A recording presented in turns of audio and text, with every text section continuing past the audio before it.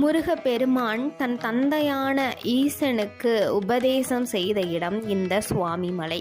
இது முருகப்பெருமானின் 4வது திருத்தலமாகும். சுவாமி என்பது இங்கு எல்லோருக்கும் பெரியவராகிய சிவபெருமானையே குறிக்கிறது.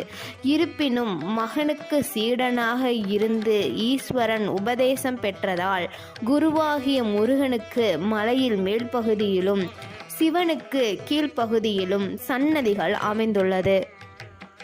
இங்கு உள்ள 64 படிகளில் 60 படிகள் 60 தமிழ் ஆண்டுகளையும் 4 படிகள் 4 யுகங்களையும் குறிப்பதாக அமைக்கப்பட்டு இருக்கிறது.